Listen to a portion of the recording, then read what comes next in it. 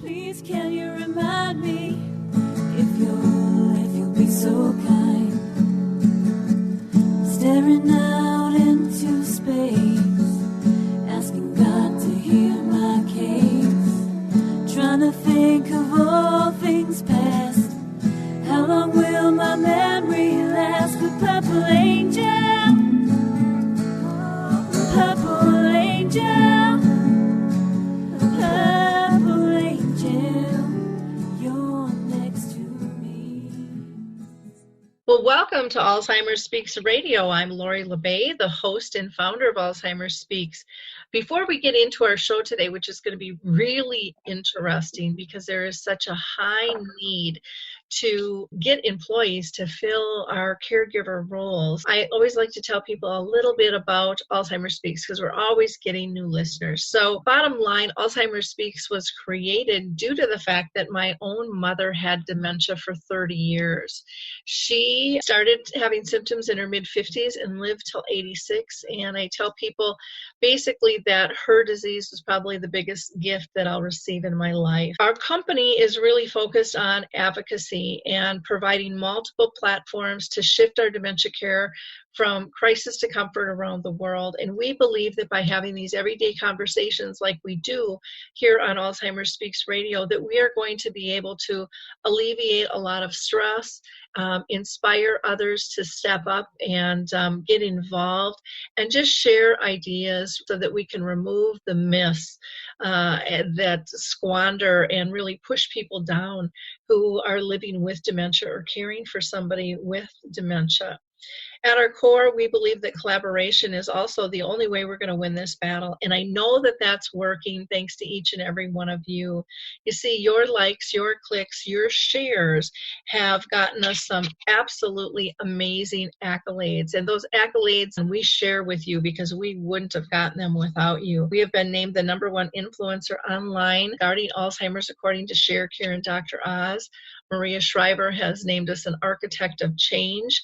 And just recently in January, Oprah recognized us as one of 14 health heroes for 2018. And again, we don't think that's us. We think that's all of us working together and sharing knowledge through our multiple platforms and through all of our spheres of influences. So I really thank you for being part of our community. I'd also like to invite you to be a guest on the show if you haven't been, or maybe you've been here once and you're doing something else that we need to know about. Just give me a jingle. You can go to alzheimerspeaks.com. Just click on the big contact button and reach out to me, because we are always looking for guests, and you might be somebody who is living with dementia symptoms and been diagnosed. Maybe you're a family member. Maybe you're a business professional that has created a service, a product, or a tool, or a movement that you want to share. Maybe you're a researcher or an advocate. It makes no difference. We know all voices need to be heard. So I would love, love, love to hear from you. Now, before we get into our show, I always like to give a shout out to a few companies that I just think are doing extraordinary work. And so I'd like to mention to you the American Senior Magazine, fun magazine, age appropriate, big print. I love it. I can read it even without my glasses. And the Memory Cafe Directory, which you can get to by just going to memorycafedirectory.com. And the American Senior Magazine is real simple too, just americanseniormagazine.com. For them, you can actually get a discount if you go through our website, so that might be something that you want to check out. Also, I just recently interviewed a group that's doing fabulous work. They have come up with an app that measures brain performance. So if you go to the robertoapp.com, just robertoapp.com, you can find out information there. And if you use our code again, which is on our homepage, you can get their free trial for double length before purchasing it. But it's very, again, inexpensive and a great way to guide yourself and just understand more, how is your brain functioning. You might put pieces together in terms of how you're feeling and how your brain is functioning.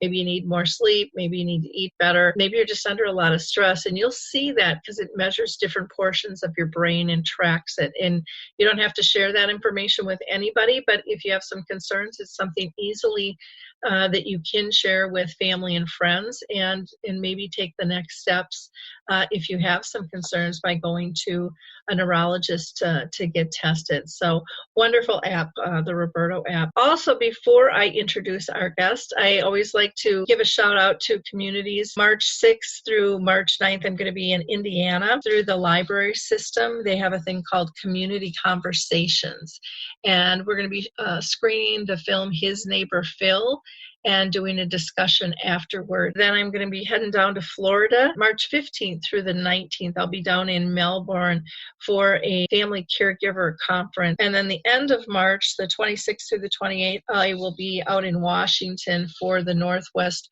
Rural Health Conference. And you can get more information again right on our homepage for that if you're interested. So with that, let's get to why we're here today. We have a great guest who is going to give us a lot of wonderful insights that are needed to the crisis that is occurring today in our healthcare system. So today I'm excited to have with us Stephen Tweed. He is an internationally known healthcare and business strategy, as well as an award-winning professional speaker and published author. Stephen's latest book is called Conquering the Crisis: Proven Solutions for Caregiver Recruiting and Retention, which is so badly needed. So I'm so excited to have this conversation with him today. This work is really focused on solving the crisis of the shortage of frontline caregivers in our healthcare system, as there are simply not enough people to care for our aging population. Stephen is the CEO of Leading Home Care with Tweed Jeffries Company based in Louisville, Kentucky. So welcome, Stephen. How are you today? Well, thank you, Lori. It's great to be with you, and I love all the things that you're doing for these folks dealing with dementia. Well, thank you for taking time out of your busy schedule to be with us. I'm really excited to have this conversation because, you know, as I travel around the country like you do, this is always the first and foremost conversation is how do we fill all the slots we have and all the needs for care. Companies are really struggling out there. But before we go down that path, I always like to ask our guests the same question pretty much to everybody, and that is, have you been personally touched by dementia by friends or family? I have, Lori. My mother, who passed away last February, one day before her 92nd birthday, had been diagnosed with Alzheimer's and moved into an assisted living facility where she was for 8 years. And we were blessed that the disease did not progress as rapidly as we may have expected. And so she was still relatively alert and aware right up to the time that she passed away. So we were blessed by that. But certainly we saw some of the symptoms, and certainly we met lots of other families dealing with their loved ones who were experiencing much more severe forms of Alzheimer's. So yes, we've been touched by it, as most of your listeners have. Yeah, it's amazing. I can go out and talk to a group of 1,000 people and have them all stand up and ask like 6 or 7 questions, and there might be 3 or 4 people standing at the end that haven't been touched, and the room just is shocked. They're just shocked by that because so many people still don't have that conversation. So thanks for sharing that with us. That's always helpful, I think, for our audience to know. What made you decide to write this book? Well, I've been spending the last 3 decades working with leaders in home health care, hospice, and private duty home care all across the U.S. and Canada. And while most of my work over the decades has been focused on business strategy and growth, helping these organizations grow and serve more clients and serve more patients, we realized about 10 years ago that the impending shortage of caregivers was going to be a real critical issue. And so we began to do some research into caregiver recruiting and retention. Then the economy shifted in 2008, and the problem became less severe. And so for the last 8 years or so, it was not quite as severe. But then in the last 3 years, again, we saw this big uptake in the challenges that leaders in home care and hospice were facing in finding nurses, therapists, home health aides, personal care attendants. And we realized that we needed to do some more research into that issue, because that was going to be the issue facing these home care organizations. And there just were physically not enough people who working in caregiving to meet the growing demands of an aging population. So we began the research. I started speaking on the topic around the country at home care association conferences and corporate meetings, and decided that it really would be a book that would benefit lots of leaders in home care. And if we can help them find the caregivers they need, obviously it's going to help their patients and families as well. Yep, definitely. I bet the rooms are packed when you're talking on this topic. Everybody is struggling. Yeah, we're getting lots of positive feedback. Yeah, exactly. Well, that's great. Why is this issue important to families that have somebody dealing with some form of dementia? Well, as you well know, dementia patients really do much better when they're in their own home in a comfortable, familiar setting, and when they're able to have a routine that's pretty consistent. And so all the data show that all folks who are aging would much rather have their care provided at home. And so that explains the explosive growth of the home care industry in America, and particularly the private pay personal care sector, where families are paying out of their own pocket for a caregiver to come in and assist with the activities of daily living. And so we have seen significant growth in the number of individuals with Alzheimer's and dementia who are being cared for in their own homes. And we know that the care they're receiving is a great benefit to the individual. But I've observed, and I'm sure you've observed this, that it's even a bigger benefit to the family, particularly to the primary family caregiver, who is most frequently the oldest daughter. You've probably seen what I refer to as the oldest daughter syndrome. About 60% of the time, the primary family caregiver is the oldest daughter, and then at 20% it's another daughter, and then the other 20% it's somebody else, a spouse, an in-law, whatever. And so when you have these primary family caregivers who are already leading busy lives, raising children and working and all the other things that go on, and now a parent begins to show the symptoms of Alzheimer's and dementia and needs more and more care as the disease progresses, it's really frustrating and challenging and stressful on the part of that family caregiver. And so being able to have a caregiver come into the home, take care of the client, keep them in their routine, keep them comfortable, help them to continue to socialize, are all the things that home care does that helps not only the individual experiencing the disease, but the family caregivers as well. So it's a huge thing right now. Yeah, that consistency from a family side is very important. It just eases the process, and a more solid relationship-based communication, for the person with dementia. I know there are some companies that actually make their employees wear a certain type of uniform, or some of them have colored t-shirts, so that they know, it's just one more reminder of who that person is for them, and it really can ease the process there a lot. Now, what is your solution to this crisis? I mean, we know we've got a shortage of numbers. Do you have a cloning system out there, or what? Don't we wish we could all be rich and famous if we could clone the best caregivers? Well, we've really studied this and looked and realized that there are really solutions at three different levels. At the highest level, it's healthcare organizations and communities working together to attract more and more young people to healthcare professions. Mm-hmm. So it's working with the nursing schools, the therapy schools, the CNA training schools, to let young people see that working in healthcare is a a viable career, but it's also a meaningful career where they can do work that matters. And so that's sort of the big picture solution. The next level down is for individual healthcare organizations. In my case, I'm working mostly with home health, hospice, and private duty home care, although we're beginning to do more and more work with senior living communities, independent living, and assisted living, because they're facing the same needs. But these organizations really can work at creating a culture, what we call a culture of attraction and accomplishment. That is, being a great place to work where caregivers can work and do meaningful work, where they feel valued and appreciated, where they feel like they're being fairly paid, and they want to do this kind of work for this particular organization.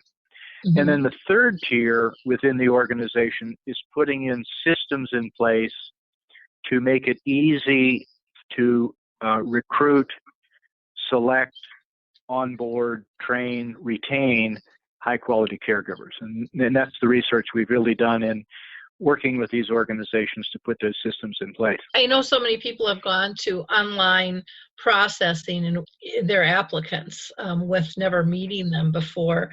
Are you for that or against that in terms of the online screening? Well, we do work with several companies that provide online recruiting activities. We also have an online pre-employment assessment tool, but we realize that caregiving is a very personal, individualized career.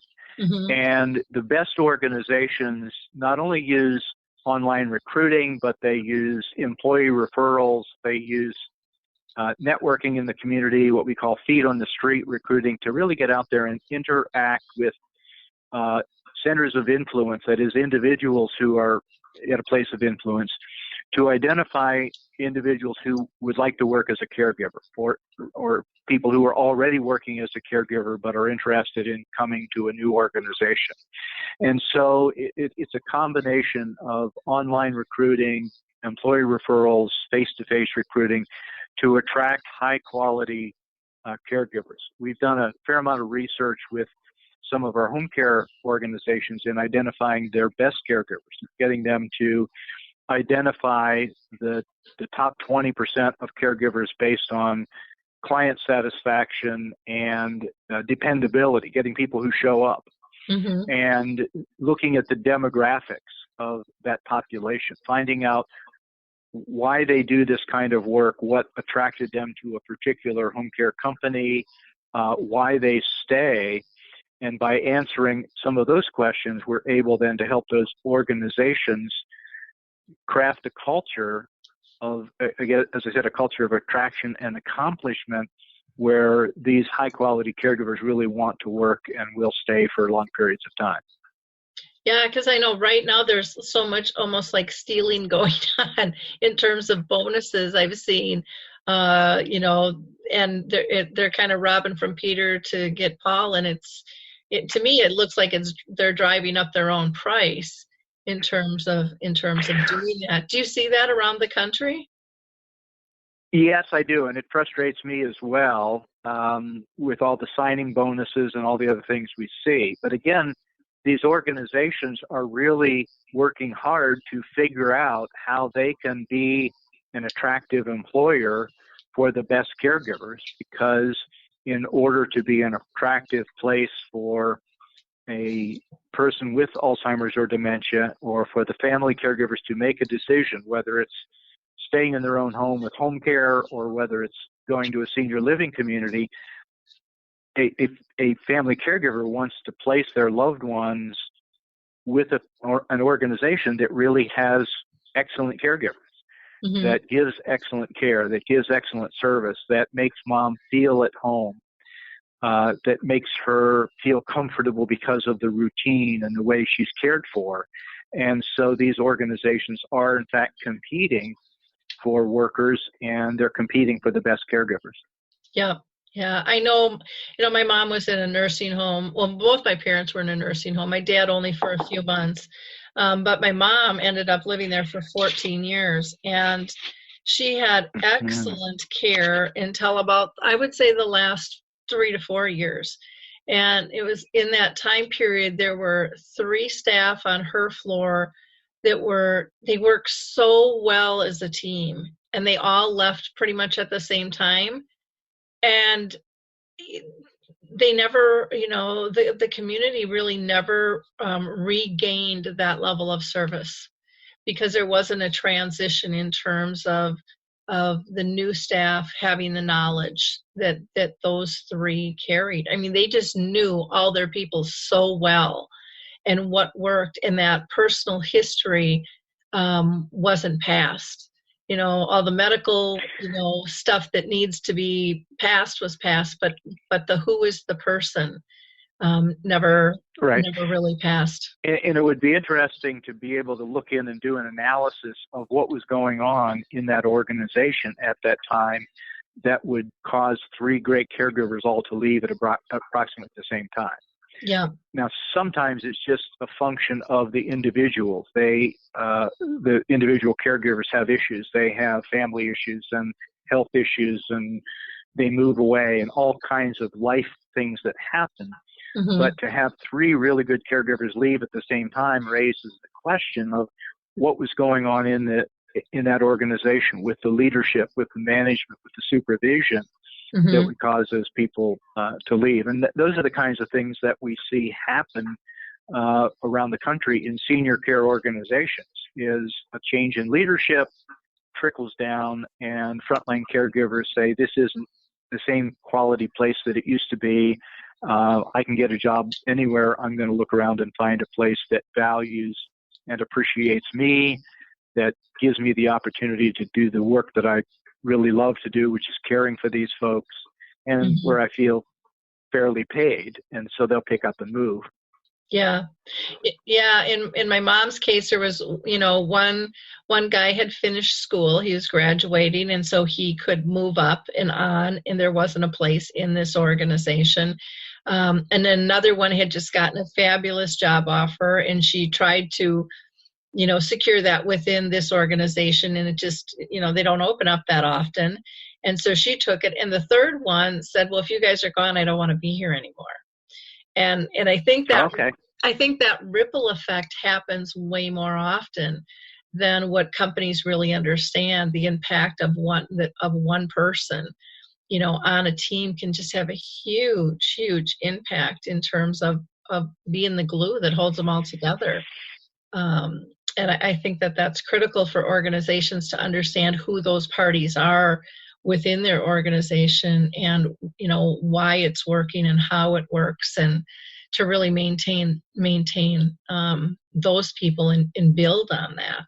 So it's not just one person gluing the ship together. Exactly. Do you see that that conversation come about, with the powers that be, in terms of understanding the relationships that are formed within their employee units?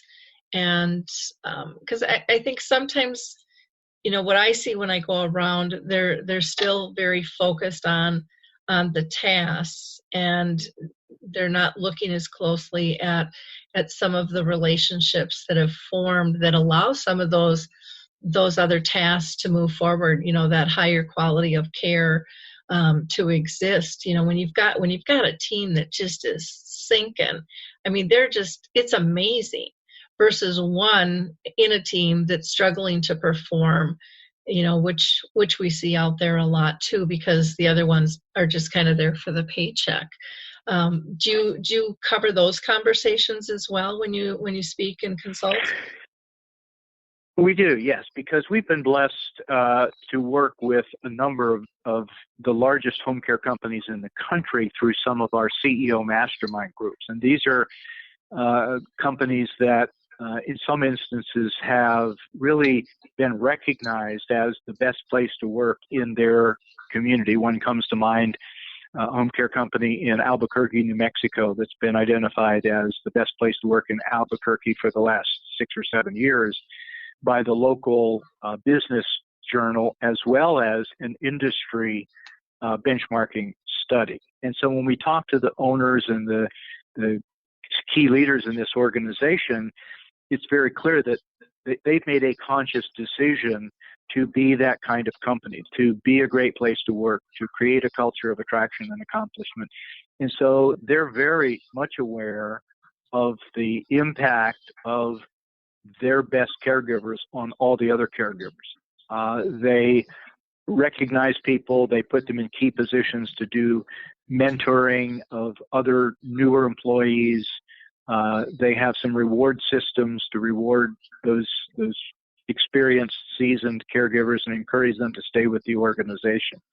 And so they're really looking at creating that culture.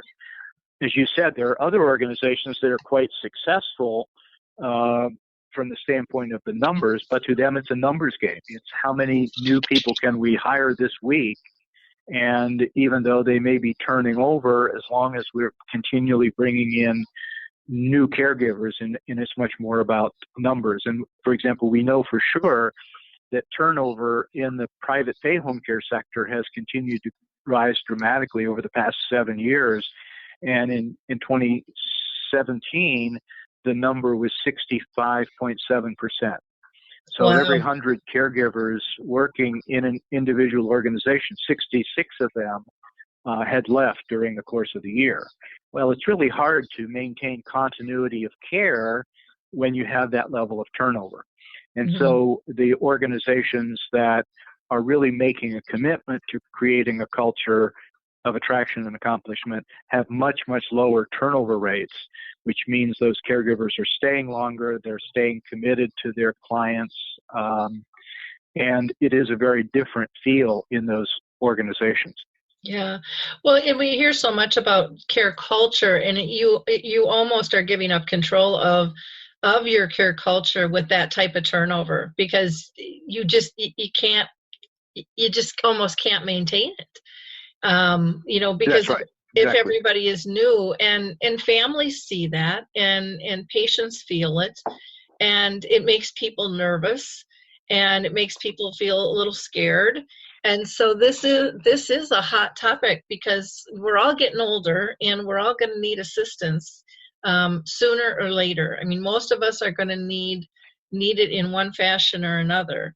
And this is a conversation that has to be had, and even families learning to step up to be care partners. What is that going to take? What is that going to look like? You need to know this stuff before you're in crisis. And what services are out there. And, Go ahead. And we're talking in the context of dealing with elders, and we're talking to the oldest daughter who may be the age of you and I. But one of the scary parts is that you and I need to really address this issue, because 10 years or 20 years from now, when we need care, there may not be any caregivers there to take care of us. And I sort of joke with my children about they're going to be stuck with me, but it's not so much of a joke because of this shortage of caregivers. And it only appears to be getting worse as the demographic shift, as we have this rapidly increasing aging population, more and more people over the age of 65, more and more people over the age of 85, and of that over 85 population, more and more people with dementia and Alzheimer's. And so it's a very real issue for us personally, as well as for our clients and our friends and family members. Yeah. Well, and your kids are lucky because you have more than one. I have one, and some people have no kids, and That's exactly right. They are very scared about this. And, they're starting to make networks amongst those that are single, trying to figure out how are we going to do this. Because it is unsettling when you think about it. And I agree with you. We need to reach out and educate and give people purpose for their jobs. And if people don't feel purpose-filled, especially nowadays, they move on. The young kids, they just move on. And they want to feel, part of the wheel, and not just pushing the boulder up the hill. So exactly. It's very interesting. And I've always said, especially in healthcare, most people that enter it have entered it because they are relationship based. They feel that, they want to make a difference. And so how do we do that? And to me, some of the things that have happened in our society have taken that purpose away because of some bad apples, because of abuse. I mean, there's communities where people can't even give somebody a hug because, it might be interpreted wrong because there's been abuse, and those are really important moments that help connect people. And or even taking photos. I've seen a lot of places where there's no photos allowed. Well, taking a photo of a moment of joy is pretty special. And, Exactly. Yeah. are we swinging too far one way from the other, that we're not making sense because we're so worried of getting sued? And now we've kind of sucked the life out of what our gift is in terms of that career. There are lots of challenges out there affecting individual caregivers and the organizations that they work for. And I think that's why, as leaders in healthcare, we need to really be stepping back and looking at, number one, what's important for the client or the patient in terms of receiving care, but then how do we create the kind of organization where caregivers want to do this type of work and they feel valued and appreciated by their patients and clients and families. They feel valued and appreciated by their immediate supervisor.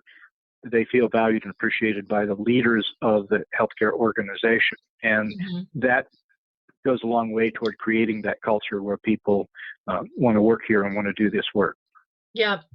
Well, and I've seen some organizations, and I saw more in the past do this than what I'm hearing about now, but I'm not as well connected as you. But even just in terms of different incentives of being able to, especially for the larger organizations, to be able to have some discounts afforded to people, if it's cell phone plans or gas, I mean, there's just a lot of little things, little perks that can make a difference in somebody's life if they're offered, and it's just kind of another anchoring piece that they have to analyze if they're looking at leaving as well.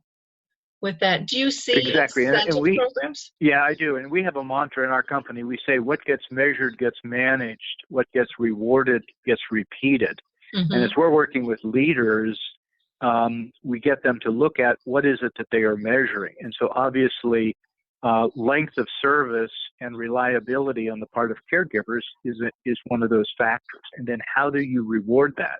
And so you build appreciation and recognition into rewarding what you want repeated, which is caregivers who show up on time when they're scheduled, who stay with your organization for long periods of time, and who earn high levels of client satisfaction. And so how do we reward that? And one of the joys of our work is we get to work with some really innovative, creative owners of home care companies, CEOs of home care companies, who are really coming together and sharing ideas, solving problems, supporting one another to come up with new and innovative ways to reward their caregivers, to show them how much they're valued and appreciated. So there's a lot of exciting things going on in healthcare right now in terms of how we make those caregivers feel valued and appreciated. And there's some pretty exciting things. Yeah. And I think, anybody listening to this, healthcare or not, needs to analyze this in their business, because there's a lot of dissatisfaction in all industries, not just healthcare. And I think a lot of this can work really well. I remember I was in real estate for 25 years, and I had an employee, and people are like, how did you keep, your assistant for so long? It was like 12 years, and most turned over in a year. And my philosophy was, having a decent base wage, but just a lot of bonuses, because, he just needed that perk, those little perks, and to feel valued all the time, versus starting out with a big salary. I built them in, but put them in a different fashion. And that worked really, really, well for us. And again, that was just one person. But I think the other thing that that I see a conflict in sometimes out there, and let me know if you feel this or see this, but because I think it's so important, is having the responsibility and the authority to do the work that you're assigned to do. And sometimes I think people feel like the system isn't as smooth and that they don't have the authority to make a decision, and then people get frustrated. They'll have the responsibility, but they won't have the authority. And then, others, they look at one another like, well, how can that be? And games get to be played even amongst the team members sometimes, let alone the hierarchy, in terms of who really is responsible. And you've got higher ups answering for something that they really don't have time to control or monitor on that level, and yet the wand's not passed. And I think that that's something I hear a lot of people talk about, that they really want to feel, if they're doing the job, that they've got the authority to make some decisions if there needs to be a change. And not that that doesn't have to go through a process, but I think sometimes they don't think the door is truly open to change. Do you see that?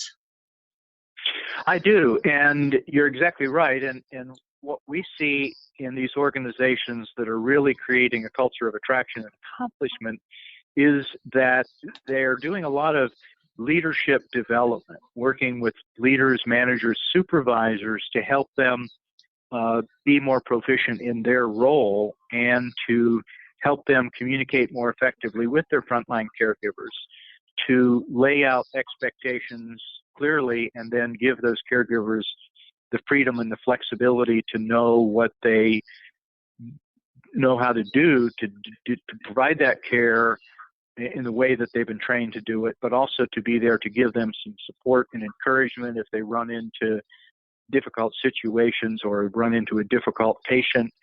But then the supervisors are in a position where they can affirm, they can show that appreciation to the frontline caregiver, and it makes all the difference in the world. There's a saying, actually some research by Marcus Buckingham when he was at the Gallup organization, and in one of his books he talked about the fact that people don't quit organizations, they quit managers. And it has to do with the relationship between the individual worker and their immediate supervisor. So to your point, when you have nurses and therapists and home health aides working pretty independently in the homes of their patients and clients, and they're going from home to home with no direct supervision, they're given a fair amount of autonomy, but it also means that they need to be trusted and encouraged and supported so that they don't feel like they're out there in isolation. And so leadership and management development is a key part of creating the kind of culture that we've been talking about. Yeah, I remember when I was young and I had a job in healthcare, and another company bought us out, so we all had to reapply, which was kind of hangs over your head going, why do I have to reapply for my job, And so the first day the new owner came in, and he ended up firing 2 people. And that didn't sit well with me at all. And so I went in and I talked with him, and I just said, I don't know if I can work for this company. And he's like, well, what do you mean? And I said, I don't think you had any right to fire those 2 people. I know you own the company, but you didn't say any of the rules have changed. And I just don't think that's right. I was in my early 20s. And he just looked at me, didn't quite know what to say, and then just said, well, do you think you can do a better job? And I said, well, I know I can do a better job than that. And then all of a sudden I was in charge of that department. And then when the manager came back, the executive director came back, she had a really nice philosophy. To this day, I still adore her, because she taught me such great lessons about responsibility and authority. And I remember about every 6 to 9 months, I'd go into her and I'd say, I'm a clog in the wheel. And she's like, what do you mean? And I'm like, my staff needs the authority to go with this responsibility, and I'm just getting in the way. And she's like, but then you won't have a job. And I'm like, it can't be a clog in the wheel. And she's like, well, and she always said, well, do you see other areas where we can improve? And she was one where you could come in and truly had an open door policy and would say, I'm willing to listen to anything as long as you bring ideas when you come. And not that she was going to approve all of them, but she listened, and most of them she did. And like every 6 to 9 months, when I'd go in and say I'm a clog in the wheel, we'd shift, and then I'd take on another role. But it allowed me to continue to feel purposeful, and it allowed those staff to feel purposeful as well, and let us all grow within the company. And I think sometimes companies don't allow that growth because systems get kind of stagnant and they're not truly assessed. I hear that a lot from people that, I'm like, well, what's your job? And they'll say, well, do you want to read my job description, or do you want me to tell you what I really do? And they're not updated, and supervisors think that's what they're doing, but they've really changed over time. And I think it's important to really look at those things and assess those almost every 6 months, and let the employee be involved so that everyone really has a better handle on what's going on. But I think we're so paper heavy these days that we forget to have these conversations about how important everybody is in the organization. So I think it's great, the work that you're out there doing to help change that. One of the things, Stephen, I wanted to ask you is, when it comes to home care agencies and other kind of post-acute care providers, does your solution, to this conquering the crisis apply to them as well? Yeah, it really does. As we worked on the book and really focused it on home care and hospice, we began to recognize that the same principles apply to other post-acute care and even to acute care organizations. So most of the examples in my book are taken from the home care sector, but we're having lots of inquiries and feedback from senior living communities and continuing care retirement communities who are facing the same kinds of issues. And the principles apply. It's a matter of how you adapt and adjust to the specifics of your organization. So, yeah, we've had very positive feedback about the culture section of the book, and also about the process and systems section of the book. Yeah, I would think that they could easily apply, and because so many of the employees are whipping around between those organizations too.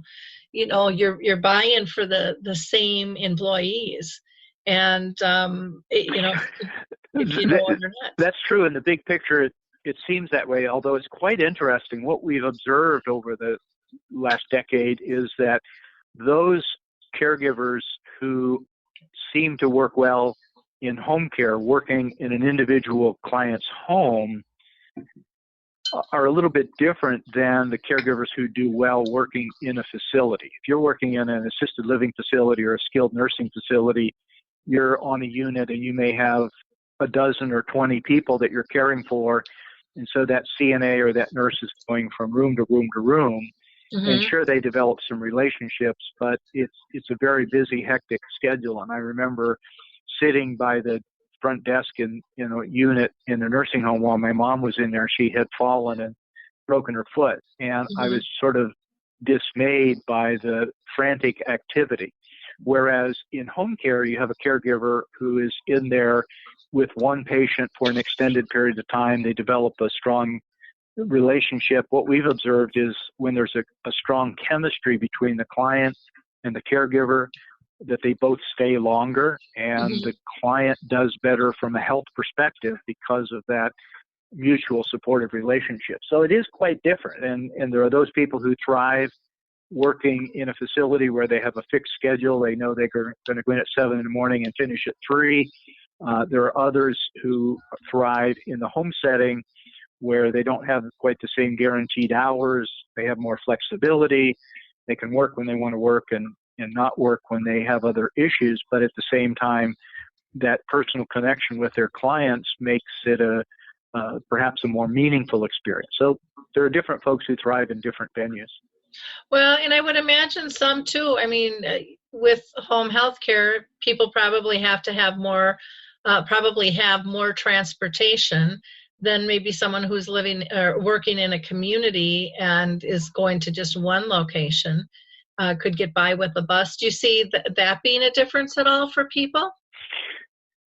We do, and obviously in urban settings, there are still caregivers who use public transportation. But you're right, for the most part, caregivers working in home care need to have a car, a driver's license, insurance, and while they are commuting from their home to the first client, they may be compensated for travel time and mileage going from client A to client B. Mm-hmm. But there's a certain expense that goes along with having an automobile, and at the pay rates, it's a stretch for some folks. Mm-hmm. So that it means the people who do this well are really making a personal commitment to doing this work. Sure. What things should families consider who are seeking, home care for a loved one? Well, what we've observed is that the culture of the organization is heavily influenced by the leadership style of the owner or the CEO and by the core values. So I think as an oldest daughter, primary family caregiver, to be able to really get to know the individuals in the office of the home care company and to understand the core values that they share and the leadership style of the owner or the CEO. And in a very, very large organization, that may be hard to do. But I think that asking good questions, getting to know the people, and it's fairly common that if a family is looking to hire a company to provide in-home care, that the first thing that will happen is an in-home consultation where a representative of the company will come out and visit the client in their home and the oldest daughter, and they'll sit on the sofa. And it's really about paying attention to the kinds of questions that person asks and the assurances that they provide. And often it's the story that they tell. And what we found is that the very best companies in home care were created because the owner or the founder had some kind of personal experience with a family loved one, and it motivated them to go into the home care business. Mm-hmm. And I'm constantly amazed at the personal stories out there of these owners. And so, yeah, they can grow a big company and make a very nice income, but it's not about the money. It's about their personal experience and doing this work because it matters in the lives of the clients and of the families. And so a daughter who's seeking care for mom or dad can really ask questions, meet the people, and make a judgment based on what they learn about the company and the people that are doing the work. Mm-hmm. Yeah, I think that's really important. And I agree, there are a lot of owners that have gotten in because they weren't happy with the service that they got and were touched and saw the need. But that shouldn't be surprising because every service product or tool is developed because of a need. And, when it touches us deeply, we just jump in there, I think, even faster and are a little bit more adamant and a little bit more open to changing maybe ways that things have been done before to really differentiate oneself versus if you just bought a franchise because it's a good business technique. There may be a little different philosophy. Well, exactly. We certainly see people who got into this business because they heard it was a good way to make money. Mm-hmm. And there are bad apples in every barrel, I guess. But I've been pleasantly amazed at the quality of the people that I meet who are running these in-home care companies and their commitment to doing good work and providing good care and the commitment to taking care of their employees. And this is a low-paid job. These people don't make a lot of money, but for the most part, the owners care about them and do the best they can given the resources that are available. And it's that balancing act because if you raise the pay of your caregivers, you have to raise the price that you charge your clients. Mm-hmm. And there's a balancing act there between keeping the care affordable for the client and the family and making the compensation of the caregiver worthwhile. Yeah, exactly. One last question I wanted to ask. Are you seeing any trends in terms of home care, in terms of like a number of hours for minimums and things? Are you seeing a switch in any of that? Yeah, I think we are. We're finding that the larger, faster growing home care companies are recognizing that in order for them to give high quality care and to be a great place to work for their caregivers, they have to have clients that are using a reasonable amount of care each week. And so a number of companies will have minimums. They want a minimum of 3 hours a day, 3 days a week, or 20 hours a week, or some minimums. And by doing that, they have found that their office operations are more efficient. Their caregivers are happier because they have the hours that they need and they have less driving from client to client. And so, yeah, there's very clearly a pattern in that regard. Sometimes we see newer, smaller companies who are willing to take an hour or two shift because they want the hours, but it becomes pretty inefficient doing that. And as they grow and as they become more experienced in providing home care services, they find that increasing the minimum hours per day or per week makes it better for the caregivers, makes it better for the clients, and it makes it better for the company. Mm-hmm. Do you see any companies, because to me this would just make sense, really targeting in like neighborhoods so that they can keep their staff kind of in a neighborhood, so it's more economical really for everybody to be able to service them? Because I think there's a lot of people that could use home care, but they don't even know where to start. And that concept just seems like it would make sense to me, but I've only seen like one company do that. Yes. Well, I think that again, the owners who are really astute and aware and they have good information and data in their computer system, so they're able to, for example, print a map with the zip codes of all of the clients and a map with the zip codes of all the caregivers, and look to see where the caregivers live and where the clients live, and begin to match that up. One of the challenges we see, obviously, is that when you're talking about private pay home care, you tend to have clients that have more personal assets, more net income or net wealth. And obviously the caregivers who may be lower income are living in a different geography. And so there are some areas of the country where the cost of living is such that it's very difficult for a caregiver to live in close proximity to their clients. And so it does create logistics issues with transportation, with getting caregivers to be willing to drive some distance to go to their clients' homes. And those are all of the kinds of issues that families are facing in attracting caregivers and companies are facing in retaining caregivers. And so as the population ages and as we have more and more people needing home care, these challenges will continue to grow in significance. Yeah, I agree. I have one more question. I'm sorry. I'm really excited about this topic because I think it's one that needs to be talked about. Do you see many tapping into the aging market as far as home caregivers? We've got retired people that are still interested in working, but maybe not full time. We've got, maybe moms that are, their kids are in school, but they could do something during the day. I mean, there's lots of different angles. Do you see them targeting a wide variety to attract employees?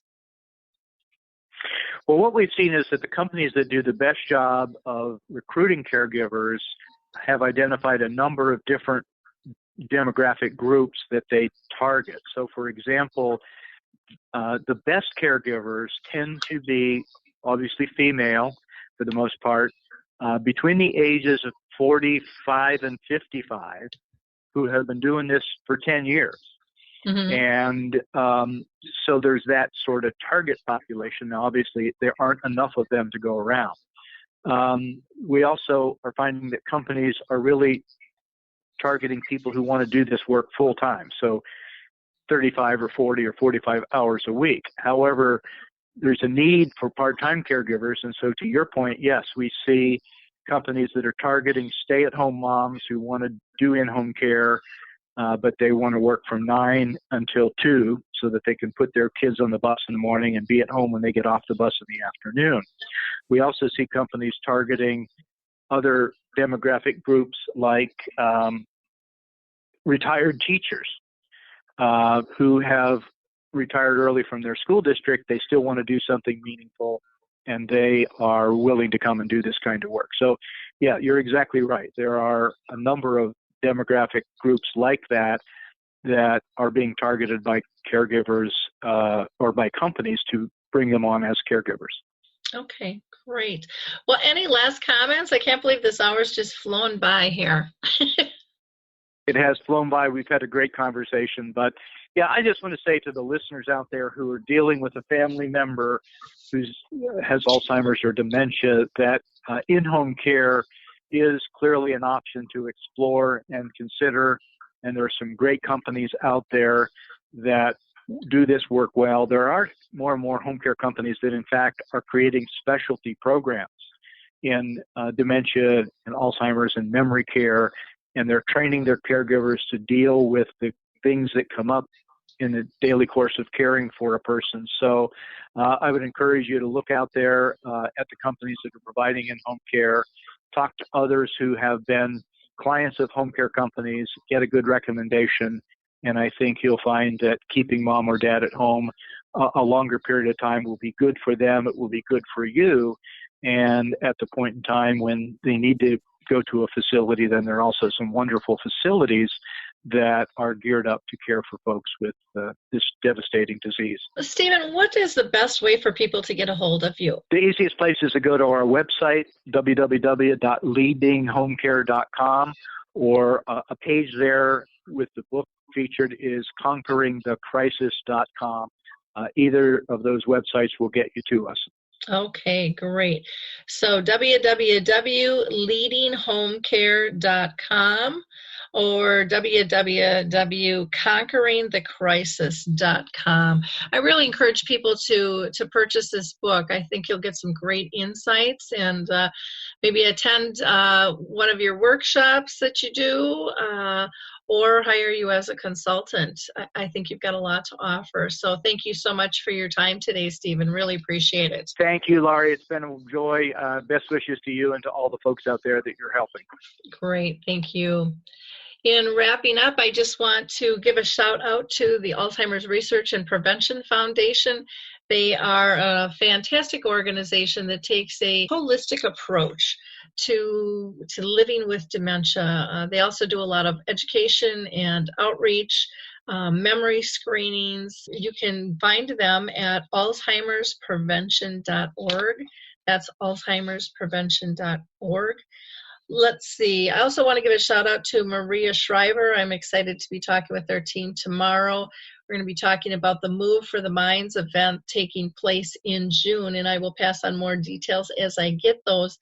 Maria has started an organization called the Women's Alzheimer's Movement, also known as WAM, and so that's something that you might want to check out as well. She's got great information, and she has a absolutely fabulous Sunday newsletter that she does that I would highly recommend signing up for. She's just a very positive woman with some really deep insights.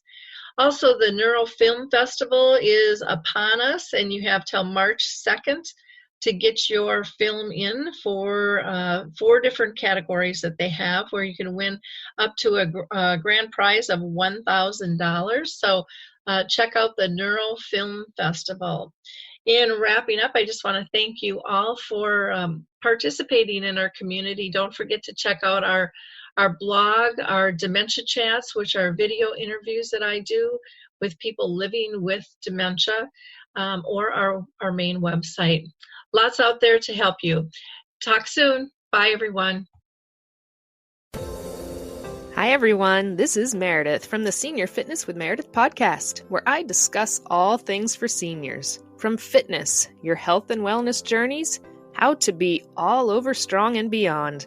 I also have my mini podcast called Motivation with Meredith. It's a great, quick motivational pick-me-up for your days. Join me, listen now, search for Senior Fitness with Meredith on your favorite podcast platform.